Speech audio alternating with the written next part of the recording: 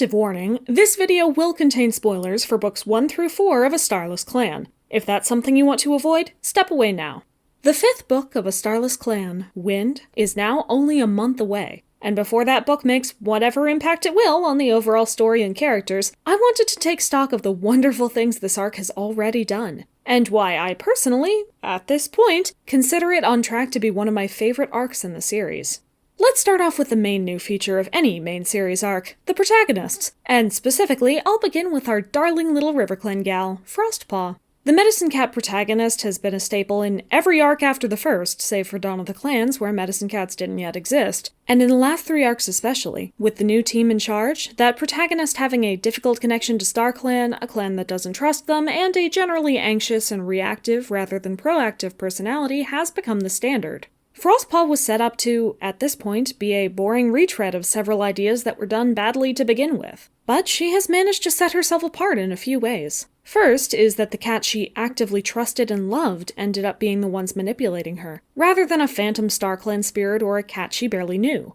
Second is that she actually forms positive and sustaining relationships as well with cats who she can trust. But third, and most importantly, she has an arc around learning to trust herself and balance the needs of her clan with her own need to be safe, happy, and comfortable in her own skin. After a moon or more of distrusting everyone around her in case they turned out to be a murderer, her resolution came in going away from the clans to learn about meditation and grow a sense of safety with the cats there so that she was capable of acknowledging the harm Curlfeather and Splashtail had done to her. The solution was one she actively took part in and grew from internally, rather than just letting the source of her problems fade away externally. Frostpaw is not the same cat now that she was at the beginning of River. And that's great! I just hope this growth keeps up for the rest of the story. Sunbeam is up next, who also looked like she might head in a poor direction when it appeared like she would fill the role of she-cat who falls for a Tom and loses her personality and arc in the process. However, she managed to begin as, and remain as, a compelling and complex protagonist. Definitely my favorite without outshining the other two.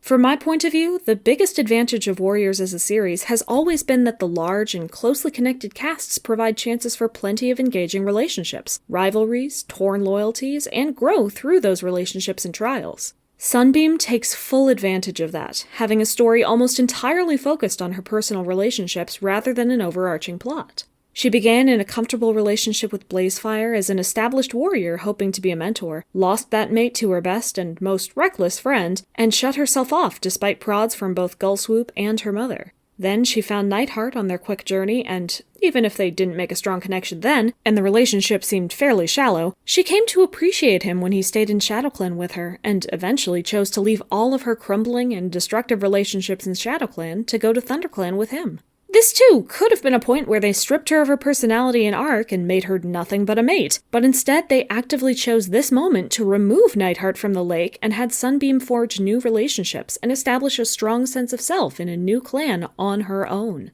She and Finchlight developed a good friendship, she had a fiery rivalry with Cherryfall, and got to briefly live out her original goal of being a mentor with one of her unique challenges, teaching the kits to hunt in a day. I'm just crossing my fingers that this lovely characterization and culture keeps up when Nightheart returns. Speaking of the man himself, he is easily the biggest shock to me. With his story in the first, and especially second books, it looked like he would be following some of the worst Warriors tropes of being a self-centered and volatile Tom who is only warped into being sympathetic to the reader by making every cat around him, especially all of the she-cats, act needlessly and illogically cruel, or at least making the protagonist think of them in that way. Not to mention, he was following the same loathed by me pattern as Rootspring, in that he fell for the older and more emotionally mature she-cat across the border, who was just getting over a lost love and didn't return his feelings until late into the relationship, at which point it felt more like stealing the she-cat's agency and dignity for the sake of the young Tom's satisfaction or arc. However, Nightheart has managed to surprise me. Once he left Thunderclan out of blind love and spite, he had time in ShadowClan to become more mature and develop a genuine rather than superficial connection with Sunbeam. I still wish Warriors in general was better about showing gradual rather than sudden changes in their character arcs, which is an issue I have with both Nightheart and Frostpaw, but it was a nice direction to see him grow in, and it was made all the better when he then returned to his clan and had a resolution with his mother, where he got an apology from her and apologized himself for assuming the worst of her, which retroactively makes the earlier books somewhat better, as we now know this to be the perspective of an angsty teenager coloring the view of cats around him, rather than being exactly what the readers are supposed to see the world like. He also had a nice friendship with Frostpaw on their journey, dropping everything to help this stranger out and reaching out to her when he could. And,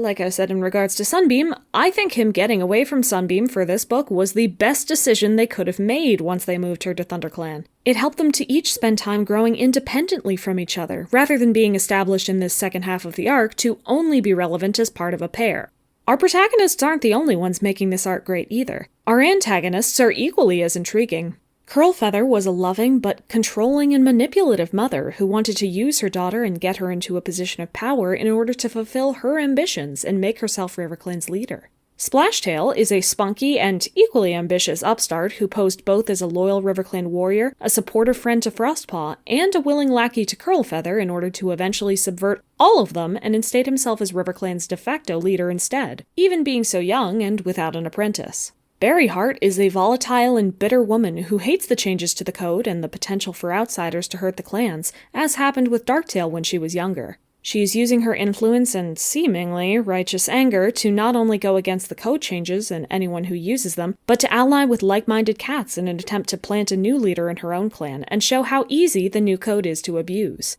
All three have a large amount of active impact on the story and characters, along with clear goals that are revealed over time and underhanded actions they are willing to take to achieve those ends. All three are also definitely clan cats with clan-related problems, rather than being another ambitious, cruel, or scorned outsider, which is a very welcome change. So far, with Curlfeather killed and sent to the Dark Forest on the way to become leader, and Berryheart's plan foiled when Puddleshine turned out to be working against her, Splashtail is easily succeeding the most, and none of their plans or actions have been the key driving focus of recent books. However, in such a character-driven arc, I don't find that to be such a problem, and one of the biggest things that makes these antagonists so engaging to me is that they all have close relationships to our protagonists. Berryheart is a demanding and sometimes manipulative mother to her daughter, who often knows she is wrong, but occasionally slips into her rhetoric as well, when her friend seems to betray her or when the cat she was beginning to love back leaves on a whim. Curlfeather and Splashtail both forcefully took up the role of Frostpaw's confidant as a good mother or friend to the vulnerable and overwhelmed young medicine cat, and both became very trusted by her.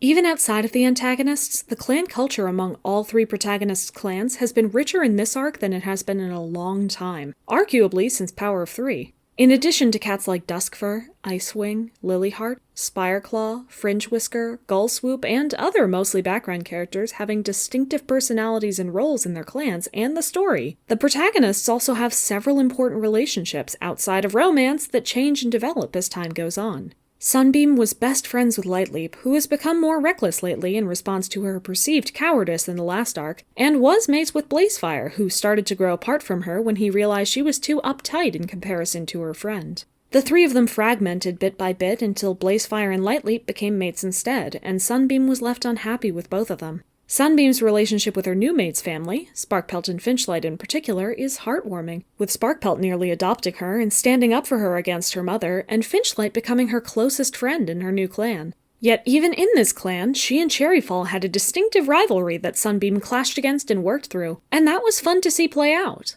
Nightheart, as I mentioned, has a complex and developing relationship with his family, and though I still wish he had shown his friendship with Bayshine in more than one scene, his new friendship with Frostpaw is very sweet, and a rare occurrence given their complete lack of romance. Frostpaw also has a nice relationship with Whistlepaw, even though they haven't spent many scenes together, amicable and with a fair bit of trust and care, especially after Frostpaw was nearly murdered and Whistlepaw saved her and snuck her away. The Aaron team still hasn't made an effort to check past portrayals of characters, especially more supportive or minor ones, to keep those personalities consistent, but they have kept, and importantly, used the ones they introduced in this arc, which makes reading about life in these clans so much more satisfying. Another important factor is in how this arc has carried over elements from A Vision of Shadows and, especially, The Broken Code, making it feel like one continuous story about the lives of these clans. The changes to the code, mentioned but not made explicit at the end of the Broken Code, are now the forefront of Berryheart's storyline and have already caused 3 distinct couples to come together, 2 of which have been central focuses to the story.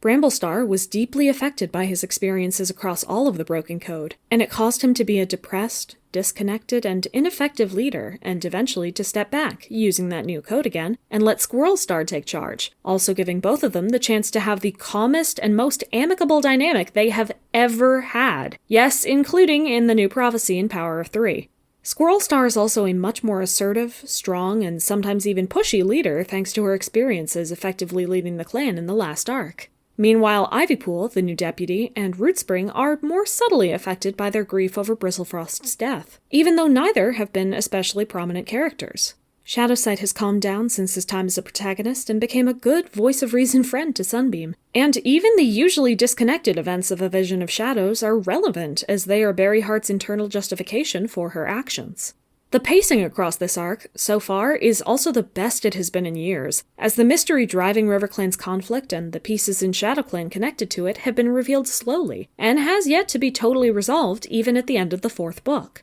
All of the new team's arcs have been distinctly divided into the first 3 books, where planned conflict occurs and is resolved, and a latter 3 books that tend to flounder in both direction and quality. This arc, even if it messes up the last 2 books, has already broken that pattern, which is fantastic. It is a joy to be this late in the arc and still be able to wonder what Splashtail will do now that he is in charge, if Berryheart still has a part to play, what Lightleap was doing at the border near Reed Whisker's death, how Frostpaw and maybe the other protagonists will solve their issues, who RiverClan's new leader really will be, how Sunbeam and Nightheart will continue their relationship, and so on. They even managed the phenomenal task of integrating Super Edition material from Riverstar's home nicely into his story, by using the Cats of the Park as a way to teach Frostpaw about facing hard truths and developing self-esteem and confidence. With that, and the fact that the team has already stated they actively planned and are excited for the next Super Edition, Ivypool's Heart, which will tie into the 6th book of this arc and involve her grief over her daughter, I think it's safe to say we may still have things to look forward to even now.